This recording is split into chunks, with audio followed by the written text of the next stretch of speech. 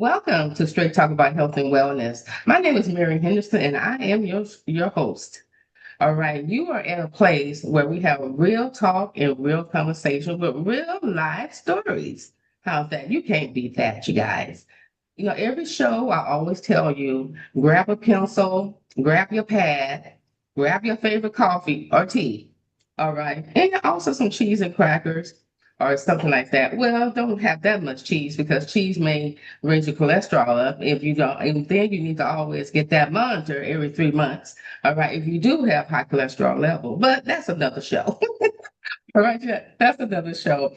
But today I have a fantastic guest for you. All right. A fantastic guest.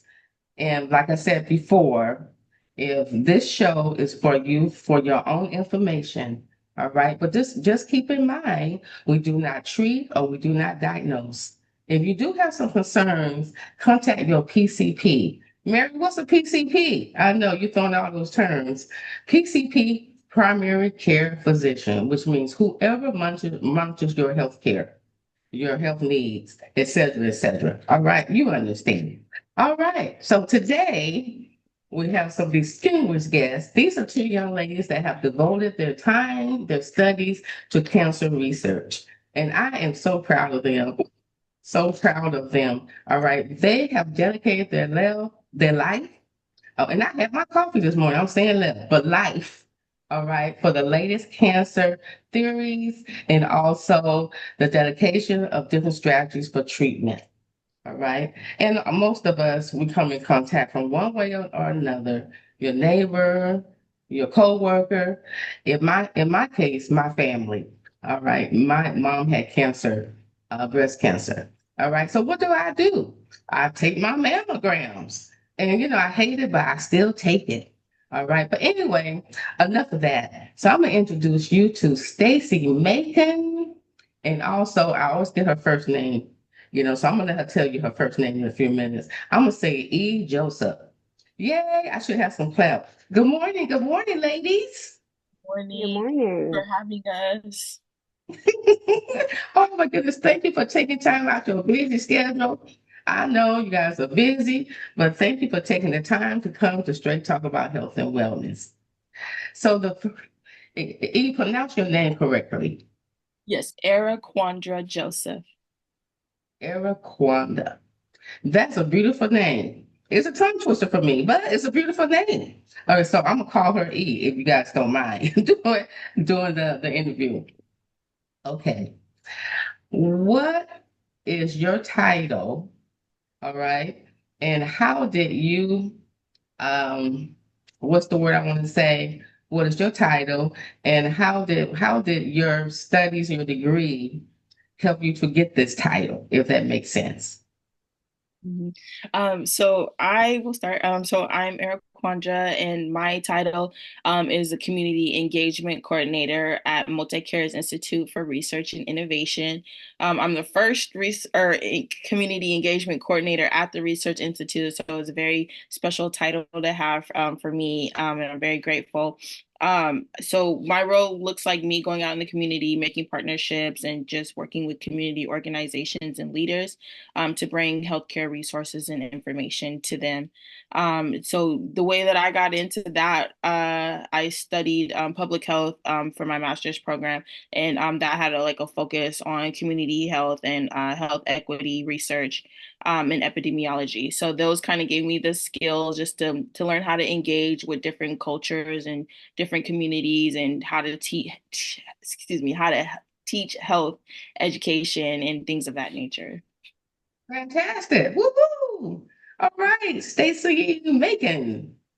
Hi, and my title is a Research Engagement Coordinator. So my role is mainly I engage with the patients on site.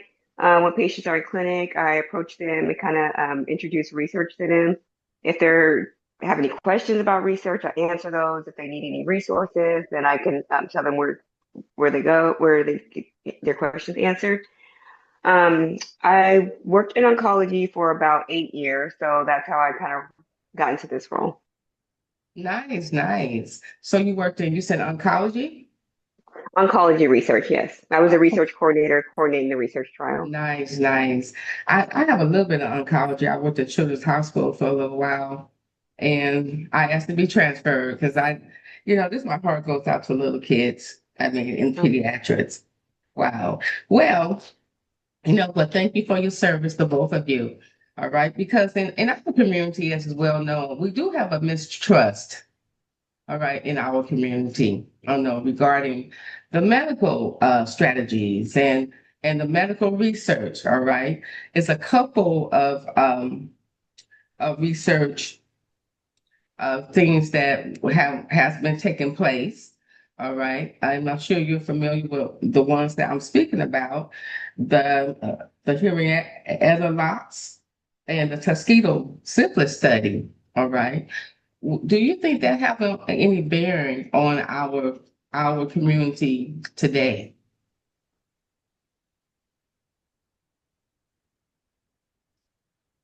Um, Stacy or E?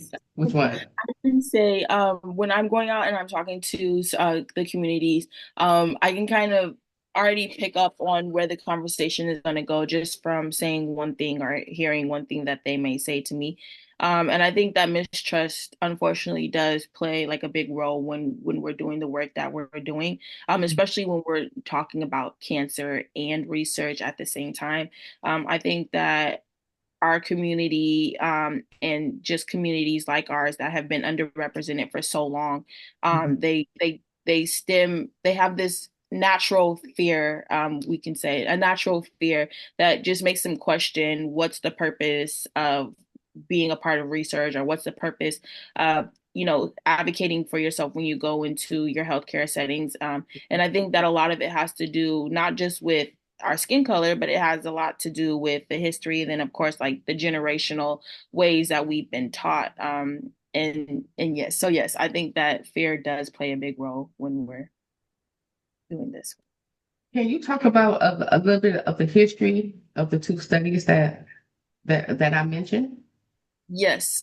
So Tuskegee, the Tuskegee syphilis trials, one of the most common things that I hear when I'm talking to the community, especially the African American community. So we know that the Tuskegee Airmen in Alabama were mistreated during a syphilis study. They were uh, given injections of, I don't want to misquote the study, but yes, they were given injections and told that it was something else from what I believe. And then they weren't being treated properly for it. So they were used kind of as guinea pigs to kind of see how syphilis projected in humans.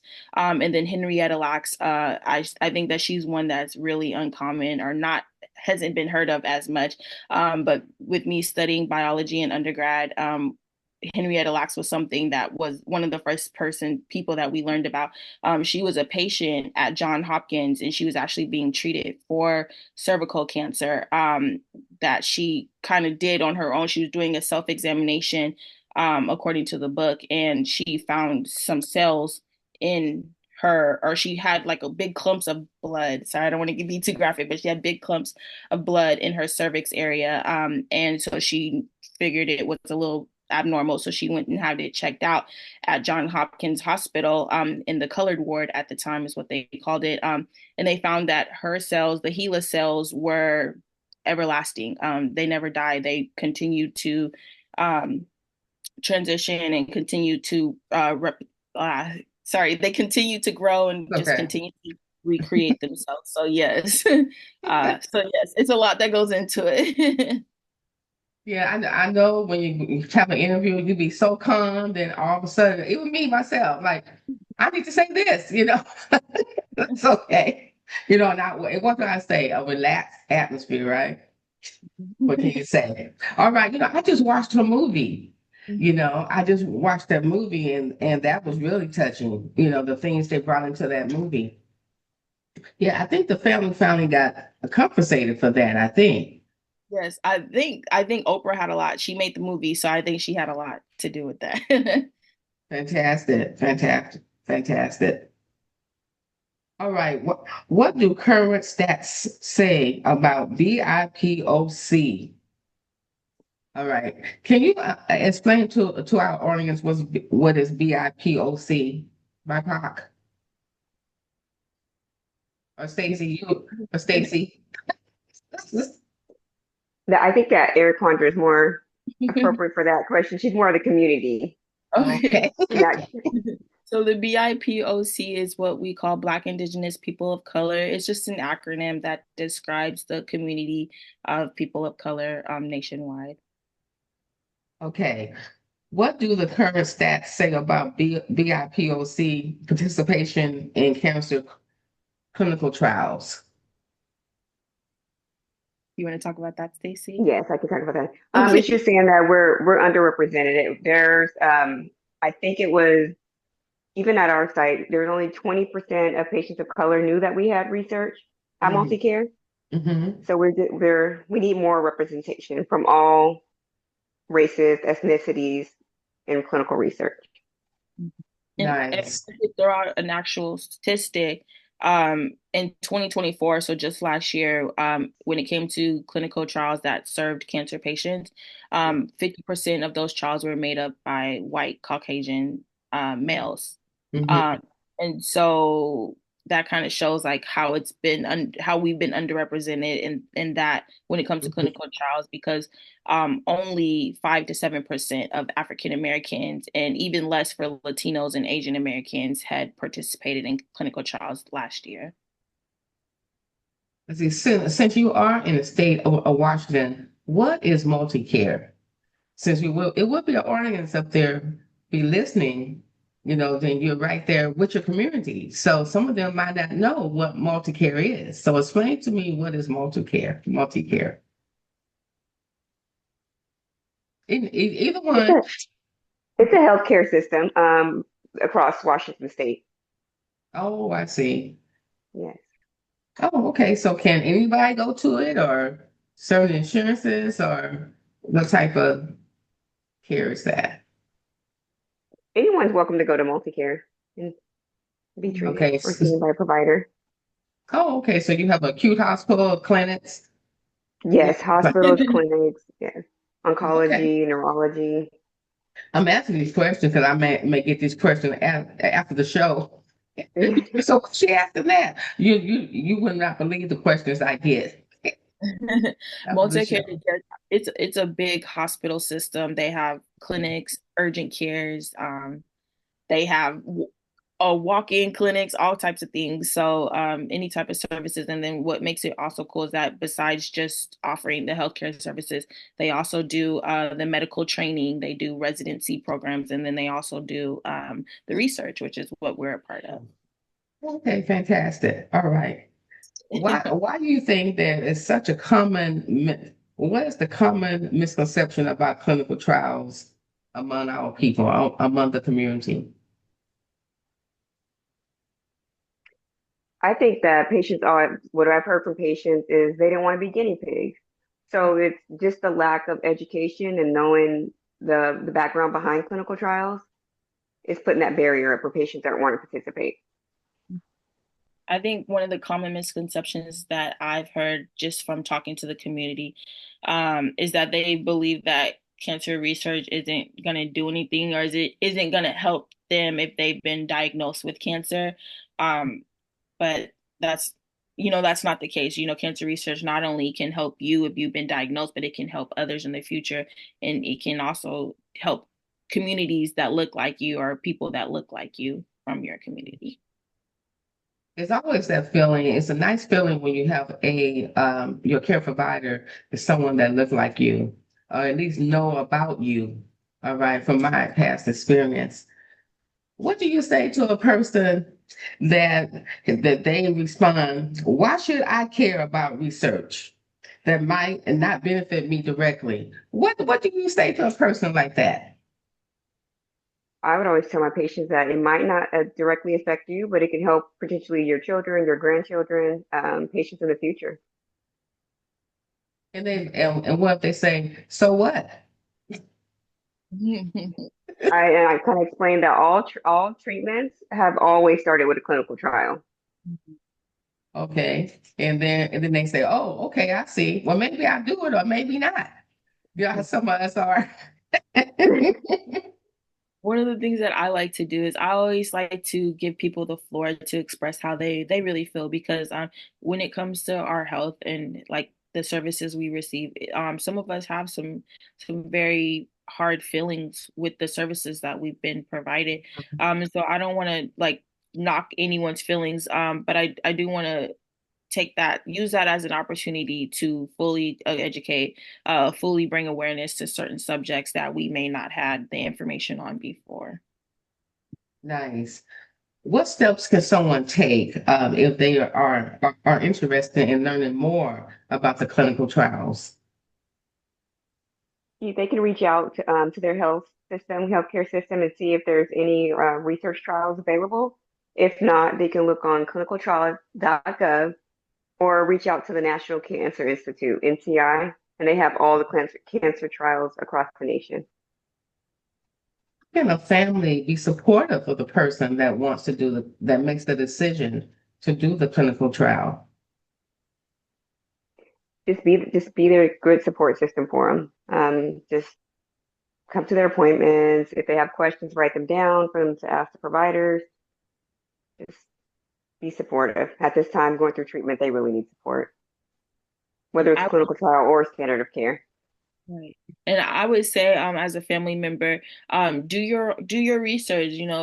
Sometimes when you get that cancer diagnosis, you're just going through so many emotions and you have so much on your brain already. You don't really have time to sit and go and look up everything that was told to you at your appointment. So if you're that family member that wants to be supportive, maybe kind of take that off of their shoulder and do the research and kind of bring some information back to that family member. I know a person, he was diagnosed with something and he went to one of those clinical trials and only had so many years to live. I think like it's been about 20 years now, and he's still living and doing great. So it is worth the chance, I should say, from an example of this person that I do know. All right, how can other healthcare organizations replicate this kind of work in their communities? That's a How can good they do that? from what I've been learning so far since I've been in this role, is that there are a lot of small community organizations that have really put their feet to the ground when it comes to work like this. They have been engaging with the community. They've been leading programs, hosting webinars, doing all these different sorts of things to really create a partnership between them and the community that they serve. And I think that if hospitals really want to offer sound healthcare, and not just for cancer care, but for all healthcare, they would really focus on the community that they're serving and try to build those partnerships. I think that's the first step. Try to truly understand the community that they're serving and build a partnership. Yeah, I think that's the goal is understanding your person. You know what I mean? That's what I do think. Now, how was this for you too? This is a hard topic. I mean, this is a challenge. But we do things like that in healthcare, but for its cancer research. All right. How do you keep going with this? And I'm sure you hear some sad stories. I'm sure you do. Then you hear some good stories, but how do you keep going doing this type of work? And I'm sure you have families. You may have this in your family. I know cancer touches everybody. Some people don't want to believe it, but it really does. So how do you keep going with this type of work? Just as you mentioned, like you said, your friend was diagnosed with cancer and was only given a couple years to live, but it's been around for way longer than expected. That's what keeps me going. Being a part of something bigger, being there for the patients, and just advocating for them. That's what keeps me going. Nice. I would Nice. I would say the same. I've been working in healthcare for the last almost 5 years now. And I think even though seen so many patients in the previous role that I was in, um, each person came in and made a connection with me. And I think that's what it's truly about. When you make those connections with your patients, you know, I think a lot of us try to go out with or go to work with the expectation of doing all that we can to serve our patients and make sure that they're getting sound care. And then, like you said, all of us have been affected by cancer, even indirectly or either indirectly or directly. So, when you think about those family members or friends that have cancer, you think about, okay, what would I want someone who was serving them to do when they're going in for their appointments? Yeah, because that's the only thing I could really think you would feel good within yourself. And that's why we're in this type of work, because we want to help people, we're passionate. I think is that why we're doing this?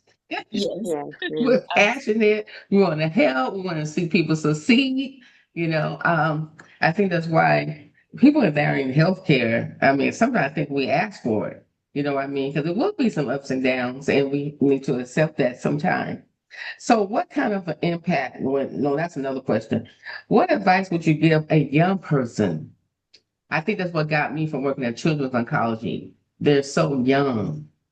All right. What advice would you give let's say a young lady, 18 years old, getting graduating from high school, looking forward to going to a college or university, and finds out that she has cancer? What would you tell that young lady? What advice would you give that young lady? Always advocate for yourself. Do your research. Make sure to ask your provider any questions you may have, and just have faith. Mhm.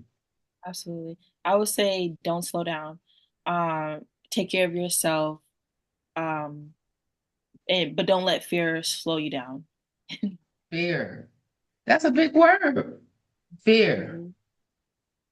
Mhm. Do you ever advise them to go to a counselor? Absolutely. I think from going to the Juneteenth fair this past week, I met a lot of mental health counselors who said that they actually have a lot of excuse me, Mhm. cancer patients or people who are in cancer survivorship. And I think that a lot of the times we think so much on how to take care of the physical body when we get that cancer diagnosis, but we don't think about the mental aspect of it. And even for the caregivers or family members, how it affected their mental health. So absolutely, I would suggest going to talk to somebody if you don't have like that family member there to talk to, or even if you do, go talk to a professional counselor, get that grief, let it all out, get in a safe space to talk about it. One question I wanted to ask. While you have a person that's doing the cancer research trial, do they get paid? Depending on which trial it is, but majority of the trials for each visit they are compensated. Yes, Well, some it, people they it, don't it can want. range from $25 a visit to $100 a visit. And a Okay. lot of oncology patients, if they're on treatment, they're in weekly. Mhm. Oh, I see. There's Well, that's several good. benefits from joining trials. There's from compensation to getting the newest medicine. There's so many benefits. And of course, with everything, there's going to be pros and cons, but yes. Yeah, I was getting ready to ask with the medicines, there may be some side effects sometimes with the medicines they get, the trial medicines. But then in the long run, a lot of them may feel better. You never know. So it's always a chance to take. I think it's always a chance to take. All right, ladies, give me some last words. You want to leave the audience. If a patient is interested in research, I would say, like I said, research your trials and research if your healthcare system has them, and um, always get a second opinion if you're not okay with the first one. Just keep advocating for yourself. Right. So you're allowed to get a second opinion if you're not quite satisfied with the first opinion. Oh, of course, yes, Okay. So that's part of advocating for yourself. yes. All right. Eve, would you like to say something? I think last words for me will be to gather as much information as you can. Cancer is a hard subject, but it doesn't help to go in blind. Get all the information you can, get all the education you can, and share it with anyone you can. I do agree. I remember when I started in nursing, that cancer was a death sentence. But now they have all these stories and ladies like you too with the research, and they can live, happy lives. I've heard a lot of success stories. All right, ladies. Well, thank you so much for coming. I can't believe it. I am among these smart young ladies, everybody. So we're gonna say we're gonna sign off for now. All right. I'm sure they'll be back. You can send your questions in, and I give them to Miss E and Miss Stacy. All right. If you have any questions, all right, send them to Straight Talk About Health and Wellness. All right. And I'm not sure if they have a phone number or an email that they can address the questions to you. Why don't you give me your email? Absolutely. Is it best to type it or should we spell it out? Or Why don't you spell it out? okay. You want to go first, Stacy? Yes, mine is STACEY.NACON@multicare.org.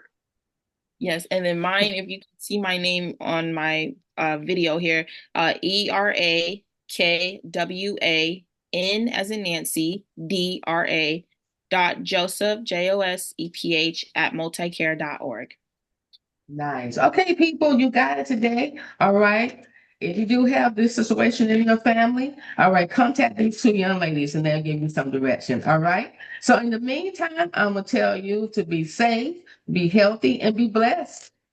Thanks for listening to Mary from Straight Talk About Health and Wellness. Take care. Bye.